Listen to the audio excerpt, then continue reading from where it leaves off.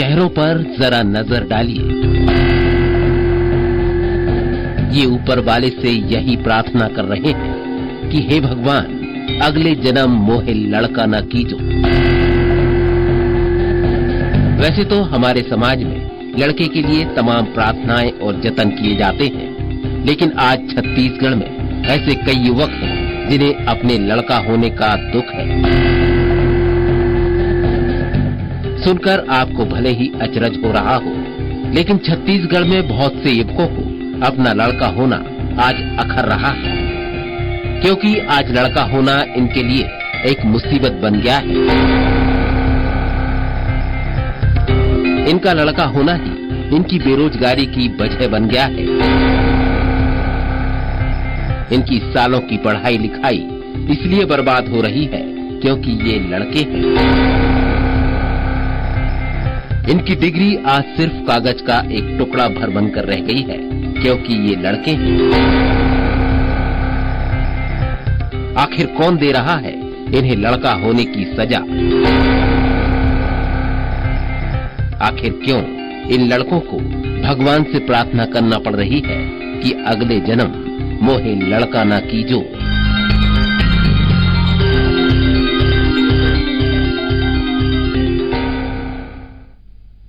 तो बड़ा जतन, मोटी फीस और लंबे समय तक पढ़ाई, बावजूद इसके जॉब नहीं क्योंकि आप लड़के हैं। यही आज का विषय।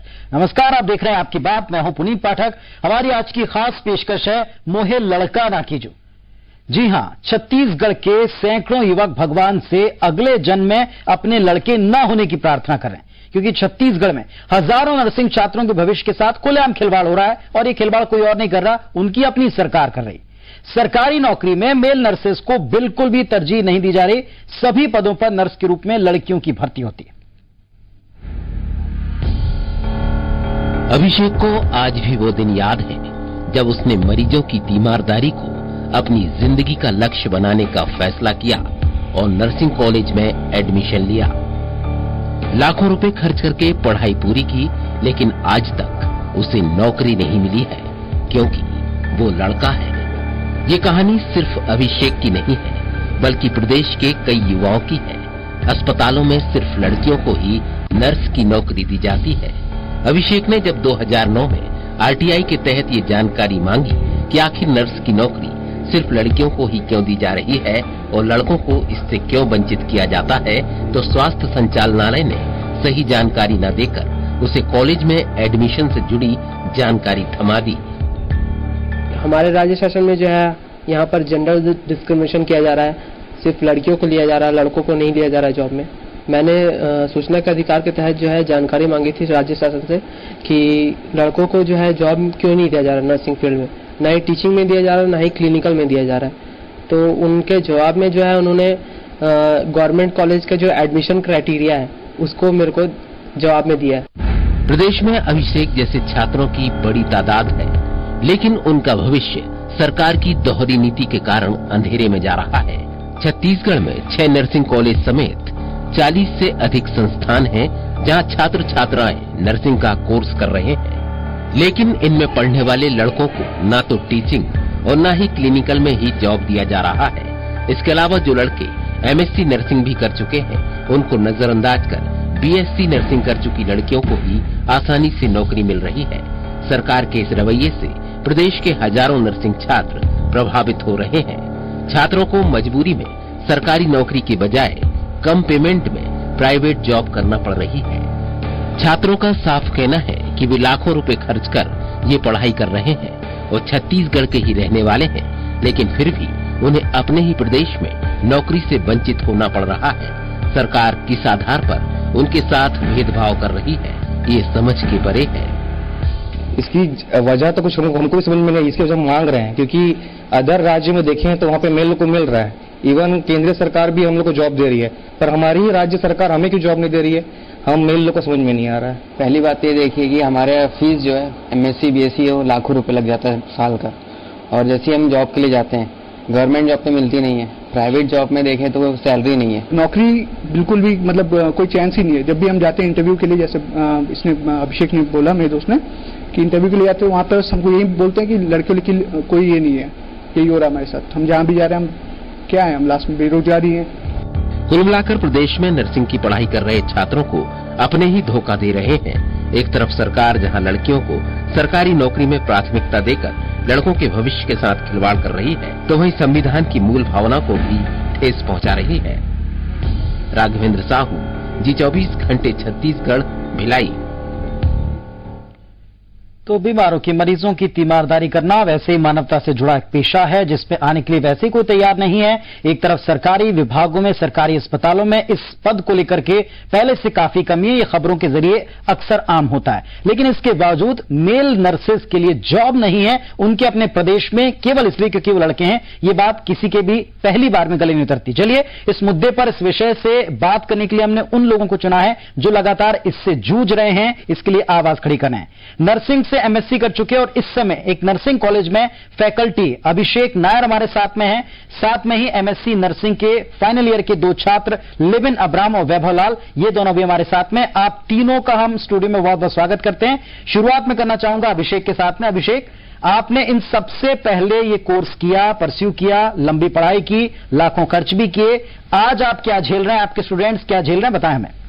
एक्चुअली सर जो है प्रॉब्लम हम लोग की जो है, हम लोग इतना लाखों रुपए खर्च करके जो है हम लोग ने पढ़ाई किया, बीएससी नर्सिंग किया, एमएससी नर्सिंग किया, उसके बाद भी हम लोग को गवर्नमेंट जो है जॉब नहीं दे रहा है।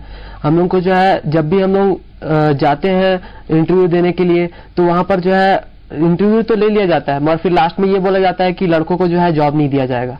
ये हमारे छत्तीसगढ़ शासन में ऐसा रूल नहीं है। मगर सर केंद्र सरकार और अन्य जो राज्य सरकारें हैं वो हम लोग को, बाहर जो स्टेट है वहां पर हम लोग को जॉब दिया जा रहा है। केंद्र सरकार की जितनी भी संस्थान है, जैसे रेलवे हो गया और एससीसीएल हो गया और डब्ल्यूसीएल हो गया, यहाँ पर सब जगह जो है लड़कों को लिया जा रहा है। सर अभिषेक, ये जो तर्क है ये गले नहीं उतर रहा कि अगर आप मेल हैं तो आपको जॉब नहीं मिलेगी। क्या जब आप लोग पढ़ाई कर रहे थे, सबसे पहले चूंकि आप ही ने पढ़ाई की, आप फैकल्टी के तौर पर अभी पढ़ा रहे हैं, तो जब आप पढ़ाई कर रहे थे तब आपको प्रदेश के इस नियम के बारे में कोई जानकारी थी? सर इस नियम के बारे में मेरे को जानकारी जो है 2009 में ही हुआ, जब पहली बार मैं इंटरव्यू देने के लिए गया था। सर जब उस समय जो है, क्योंकि गवर्नमेंट के नर्सिंग कॉलेज ज्यादा खुले नहीं थे, मेरे को भी लगता था सर कि जब मैं यहाँ से पढ़ के निकलूंगा तो मेरे को आसानी से गवर्नमेंट में जॉब मिल जाएगा, क्योंकि उस समय नर्सिंग का फील्ड में जो है ज्यादा स्टूडेंट्स आए नहीं थे। सर जो भी स्टूडेंट आते थे सब जो है प्रदेश के बाहर के स्टूडेंट थे और वो यहाँ से पढ़ाई करने के बाद दूसरे प्रदेशों में जाके जॉब करते थे। अब मैं यहीं का जो निवासी हूँ और मेरे को लगा कि मेरे को जॉब मिलना चाहिए था छत्तीसगढ़ में, मगर मेरे को नहीं मिला। बिल्कुल, लोग पढ़ाई करने के बाद अपने स्टेट से तो क्या अपने देश से मूव करना पसंद करते हैं अगर उनको अच्छी मोटी सैलरी मिले।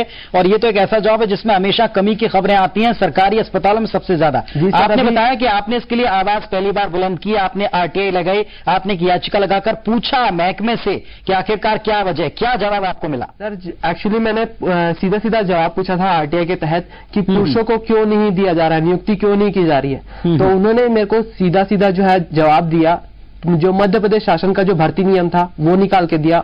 1989 का नियम था सर वो, उसमें जो है भर्ती नियम में निकाल के दिया गया कि जो है उसमें कहीं भी लिखा नहीं था सर ये कि मेल नर्सेस को नहीं लिया जाए करके। और दूसरा जो उन्होंने जो नियम निकाल के दिया कि जो प्राइवेट जो गवर्नमेंट कॉलेज है उनका जो एडमिशन क्राइटेरिया होता है, जैसे कि अभी हमारे छत्तीसगढ़ गवर्नमेंट की जो नर्सिंग कॉलेजेस चल रही है वहां पर जो है जो कॉलेज चल रही है इसमें जो है एडमिशन का जो क्राइटेरिया होता है उसमें जो है मेल नर्सेस को मना कर दिया गया है। कुल मिलाकर अपना पल्ला झाड़ने वाली बात यहाँ पर नजर आई। वैभव से पूछूंगा, वैभव आप स्टूडेंट हैं, फाइनल ईयर में पढ़ रहे हैं, फाइनल ईयर तक आते आते क्या कोर्स शुरुआत करने से लेकर अंत तक सबके दिमाग में रहता है कि जॉब उनको कैसी मिलेगी, कहां मिलेगी, कितने रुपए उनको प्राप्त होंगे, क्योंकि एक लंबी पढ़ाई के बाद में सबको जॉब की दरकार होती।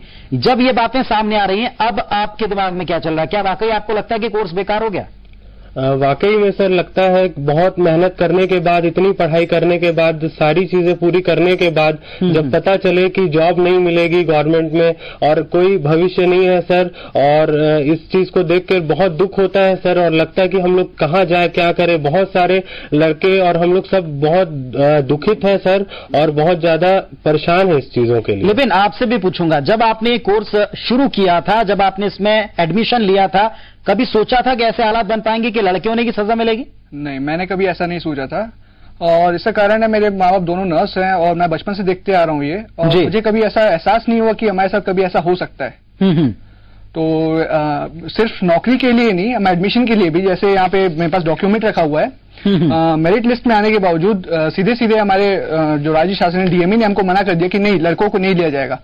तो उस समय हमने क्या कभी जब आप पढ़ाई कर रहे हैं, तो पढ़ाई के दौरान जब आपने एमएससी शुरू किया था, उसके पहले बीएससी किया होगा, कभी आप जॉब के लिए प्राइवेट दरवाजे के ऊपर, प्राइवेट अस्पतालों के दरवाजे पर गए हैं, उनका एटीट्यूड और जो सरकारी लोग हैं उनका एटीट्यूड किस तरह का रहता है? देखिए, ऑब्वियस सी बात है सर, जहां प्राइवेट जॉब है वहां पे मेहनत ज्यादा रहती है और सैलरी कम रहता है, ये तो हम सब भी जानते हैं। और गवर्नमेंट के लिए हमने ट्राई जरूर किया, लेकिन आज तक हमको कोई रिस्पॉन्स नहीं मिला है।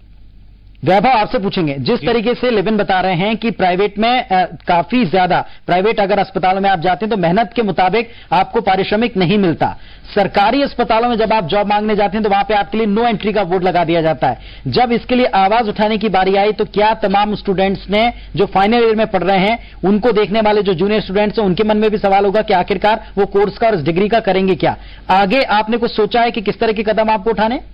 सर, आगे हम लोग यही कदम उठाना चाहते हैं कि राज्य सरकार के जितने इससे संबंधित लोग हैं उससे मिलना चाहते हैं। हम मुख्यमंत्री, स्वास्थ्य मंत्री, हम सबसे मिलके यही पूछना चाहते हैं कि लड़कों को क्यों नहीं लिया जाता, जबकि सर जो डिग्री मिलती है सर, और जो हम लोग का रजिस्ट्रेशन है और जो हमने ट्रेनिंग प्राप्त की है, वो सारी एक ही है। जो लड़कियों ने ली है ट्रेनिंग और जो हमने लिए है, सारी सामान्य है, और यही सरकार जो छत्तीसगढ़ की है वही हमें रजिस्ट्रेशन देती है सर। और रजिस्ट्रेशन और डिग्री देने के बाद भी ये सरकार हम लोग को जॉब नहीं देती। चलिए, एक बड़ा सवाल यह है कि क्या लिंग के आधार के ऊपर, क्या मेल या फीमेल होने के आधार के ऊपर यह तय हो सकता है कि किसी को नौकरी मिलेगी नहीं मिलेगी, जबकि डिग्री सेम है, परिश्रम सेम है, साथ में काम करने का जज्बा भी है, और रजिस्ट्रेशन जहां होता है सेम फीस के साथ में, सेम सारी शर्तों के साथ में ये रजिस्टर्ड भी होते हैं। तो यह बड़ा सवाल है कि क्या केवल लड़के होने के आधार के ऊपर किसी को भारत के अंदर नौकरी देने से मना किया जा सकता है? यह अपने आप में एक बड़ा अजूबा है जो यहां प्रदेश में हो रहा है, इन छात्रों के साथ में हो रहा है। क्या आगे इनके सामने विकल्प हैं?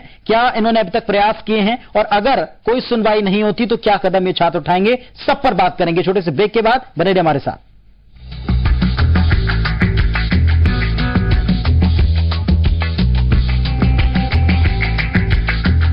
The face wash worth ₹50, free with any Park Avenue Classic deodorant.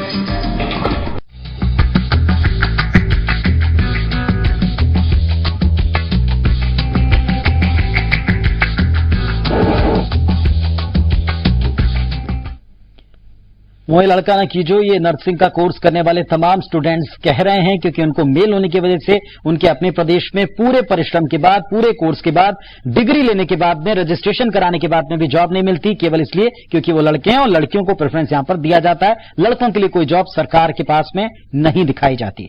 Bilaspur जिले की अभी पहले बात करेंगे। 3 नर्सिंग कॉलेज यहां पर चल रहे हैं, इनमें से 2 मेंडुका नर्सिंग कॉलेज पेंड्रा और अपोलो नर्सिंग निजी कॉलेज हैं, जबकि सिम्स में चलने वाला नर्सिंग कॉलेज सरकारी है। नियमों के तहत सिम्स के नर्सिंग कॉलेज में सिर्फ युवतियों को ट्रेनिंग दी जा रही है, जबकि दोनों निजी कॉलेजों में लड़के भी नर्स की ट्रेनिंग ले रहे हैं।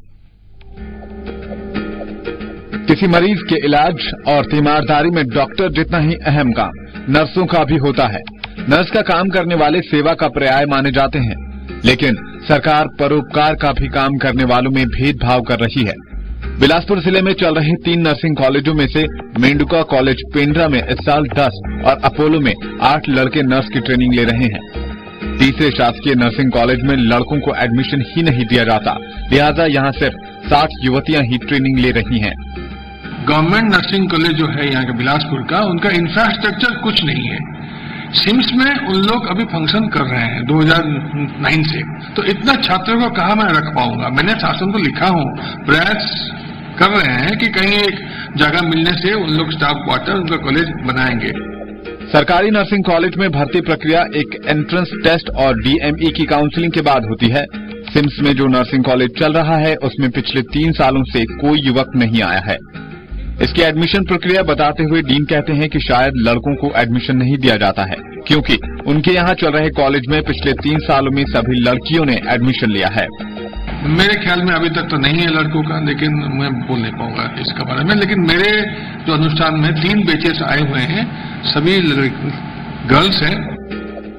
उधर अपोलो हॉस्पिटल प्रबंधन का कहना है कि वो अपने यहाँ के मेल नर्सिंग स्टूडेंट को अपने ही यहाँ नौकरी दे देते हैं। दूसरे अस्पताल भी मेल नर्स रखते हैं, लेकिन सरकार का रवैया इस मामले में भेदभावपूर्ण बना हुआ है, क्योंकि वो मेल नर्स रखना तो दूर, लड़कों को नर्सिंग अर्थात सेवा का पाठ भी नहीं पढ़ने देना चाहती। जाहिर है अब सरकार को इस मामले में अपनी नीति स्पष्ट करनी चाहिए, ताकि युवाओं को नर्सिंग की पढ़ाई के बाद अपने लड़के होने पर अफसोस न करना पड़े। विश्वेश ठाकरे, जी24 घंटे छत्तीसगढ़, बिलासपुर। चलिए, इस मुद्दे पर बातचीत करने के लिए हमारे साथ में तीन बहुत खास मेहमान इस वक्त जुड़े हुए हैं, जो लगातार इस मुद्दे को न केवल सामने लेकर आए बल्कि इसको झेल भी रहे हैं। अभिषेक नाम हमारे साथ में है, जो कि फैकल्टी के तौर के ऊपर नर्सिंग के स्टूडेंट्स को पढ़ाते हैं, इन्होंने खुद एमएससी किया है। अभिषेक, आपसे सीधा सवाल, सरकार या विभाग कोई जवाब आपको दे नहीं रहा, जो आपने आरटीए लगाई उससे भी सीधा आपको जवाब मिल नहीं पाया, कोई वजह साफ नहीं हो पा रही। आप अपने स्तर पर सोचकर बताएं, क्या आपको लगता है, क्या सरकार की इसके पीछे सोच हो सकती है, ये विभाग की सोच हो सकती है कि जो लड़कों को जॉब नहीं दे रहे, क्या लड़के अच्छा काम करके नहीं दिखा सकते? नहीं, ऐसी बात नहीं है सर। लड़के लोग भी जो है अच्छी तरह से ट्रेनिंग जो है एक जैसे ही मिलती है उनको, और काम भी एक जैसे ही कर सकते हैं सर, ऐसा कोई नहीं है। तो क्या वजह रही होगी, क्या सोच हो सकती है सरकार की इसके पीछे? सर, इसमें सरकार की सोच क्या सोच रही है सरकार, इस बारे में हम लोग को इस बारे में कुछ भी नॉलेज नहीं हो पा रहा है सर, कि क्या हम लोग क्या करें इसके लिए। सर देखिए, जहाँ पर जो ST/SC वाले जो स्टूडेंट्स हैं, ठीक है सर, उनको जो है वहाँ ST/SC वाले जो लड़के हैं उनको गवर्नमेंट जो है पैसा देके प्राइवेट नर्सिंग कॉलेज में पढ़ाई करवा रही है जी सर। अब ये जब पास आउट होंगे तो वो उनको क्या गवर्नमेंट लेगी? वो भी ST/SC वाले हैं, क्या गवर्नमेंट लेगी? ये मैं गवर्नमेंट से पूछना चाहता हूँ। चलिए, बड़ी बात आपने कही है कि जो ST/SC के छात्र हैं पूरे देश में कहीं भी उनको रिजर्वेशन दिया जाता है, उनको जॉब दी जाती है, लगातार उनको आगे लाने के प्रयास होते हैं, और जब वो खुद भी मेल होकर के कोर्स कर रहे हैं तो सरकार उनका क्या करेगी? चलिए, जो स्टूडेंट्स अभी कर रहे हैं, लगातार इस कोर्स को परस्यू कर रहे हैं, MSc पूरी करने जा रहे हैं, उन्हीं में से दो छात्र भी हमारे साथ में। लिबिन से मेरा सवाल, लिबिन, जब आप MSc पूरी कर लेंगे, सरकार का रवैया आपके सामने है, तो आपको क्या लगता है जो कोर्सेज, जो पद अभी निकल रहे हैं सरकार की तरफ से, क्या उन कोर्सेज में आपके लिए कहीं कोई वैकेंसी है? फिलहाल तो कोई भी वैकेंसी नहीं है, क्योंकि अगर वैकेंसी सरकार निकालती भी है न्यूज़पेपर में तो हम जाके इंटरव्यू फेस करते हैं पहले, और इंटरव्यू देने के बाद और सब कुछ होने के बाद सरकार या फिर जो DME वाले वो हमको बोल देते हैं सीधे मुंह पे कि नहीं, हम लड़कों को नहीं ले रहे हैं। तो इसका सवाल हम लोग पिछले 3-4 साल से जानने की कोशिश कर रहे हैं। कि क्या आपको एक चीज बता दूं कि हमारे जो रामकृष्ण केयर हॉस्पिटल है या फिर जो भी प्राइवेट हॉस्पिटल्स है, यहाँ पे जो अव्वल नंबर के नर्सेस है जो अच्छे केयर करते हैं, जो VIP पेशेंट्स को देखा करते हैं, उनमें से सबको लड़कों को प्रेफरेंस दिया जाता है कि लड़के आगे आए, ये सब काम करें, क्योंकि ऐसा नहीं है कि हमें कोई प्रतिभा की कमी है, लेकिन अभी तक हम इसका जवाब नहीं खोज पाए कि सरकार हमसे और क्या चाहती है। वैभव, क्या आपने कभी सरकारी एडवर्टाइजमेंट देखे हैं, क्या कभी आपने सरकारी विज्ञापन देखे हैं, उन लोगों की योग्यता का क्राइटेरिया देखा है जिससे समझ सकें कि क्या वजह है लड़कों को ना लेने की? जी सर, मैंने जब भी अप्लाई किया है तो वो क्राइटेरिया पढ़ के ध्यान दे के अप्लाई किया है, लेकिन कहीं भी इस बात का मेंशन नहीं किया जाता है कि लड़कों को लिया नहीं जाएगा या लड़के इस चीज के लिए अप्लाई नहीं कर सकते। हम लोग अप्लाई करते हैं और उसके साथ इंटरव्यू देने जाते हैं, और इंटरव्यू जब देने जाते हैं तो कई बार इंटरव्यू लिया जाता है, कई बार बिना इंटरव्यू लिए हमें वहां से भगा दिया जाता है कि लड़कों को यहाँ पे कोई काम नहीं, आप यहाँ से चले जाइए। अभिषेक, जिस तरीके से आपके स्टूडेंट्स परेशान हो रहे हैं, वो निराश भी हो रहे हैं, कहीं ना कहीं थोड़ी सी निराशा उनकी बातों से यही झलक रही है। आप तो ऐसे तमाम स्टूडेंट्स से रोजाना मिलते हैं, ऐसे में जबकि सरकार के पास या विभाग के पास कोई स्पष्ट जवाब नहीं है, यानी तर्क नहीं है जो वो आपको दे सकें, जब आपको नहीं दे सकते तो प्रदेश के बाकी के छात्रों को भी शायद इस बात का कोई सही जवाब वो नहीं दे पा रहे। ऐसे में ज्यादा ये मुमकिन नहीं नजर आता कि सरकार के पास में आपका सही पक्ष अब तक पहुंचा ही नहीं है? यस सर, मेरे को भी लगता है ऐसा ही है, क्योंकि ये मिनिस्ट्री लेवल तक जो है ये बात अभी तक पहुंची नहीं है। हम लोग कहीं ना कहीं जो है पीछे रह गए हैं कि हम लोग को मंत्री जी से मिलकर बात करनी थी, और क्योंकि ये जो बात है सर विभाग से आगे बढ़ी नहीं पा रही है। अगर ये बात जो है विभाग से आगे बढ़ी रहती, DME के जो लोग हैं इनिशिएटिव लेके काम किए रहते, तो आज तक हम लोग यहाँ गवर्नमेंट जॉब में रहते सर। ये हम लोग को प्रॉब्लम झेलना नहीं पड़ता अभी तक। चलिए, लिबिन के पास जाएंगे। लिबिन, आपके जो तमाम जूनियर्स हैं वो भी आपकी तरफ देख रहे हैं, और आप जो समस्या झेलने वाले कल उनको भी झेलनी। ऐसे में क्या प्राइवेट नौकरियों में आप लोगों को जहां हाथों हाथ लिया जा रहा है, सरकारी में अगर आपके सामने ऐसे डोर बंद रहेंगे तो आगे किसी उग्र आंदोलन की तरफ बढ़ेंगे, आप बड़े आंदोलन की तरफ बढ़ेंगे?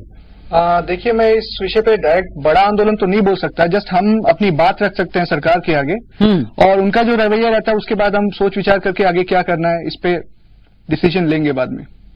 वैभव, आपसे फाइनल बात कि जिस तरीके से अभी का पूरा रवैया चल रहा है, इसमें जो जॉब्स ऑफर हो रहे हैं गवर्नमेंट की तरफ से, इवन पढ़ाने के लिए भी आपको कोई प्रेफरेंस नहीं मिल रहा, ऐसे में क्या आप अपने जूनियर्स को क्या बोलेंगे, क्या सलाह देंगे? उन्हें कोर्स ही नहीं करना चाहिए या फिर प्राइवेट जॉब्स की तरफ ही उनको फोकस होना चाहिए?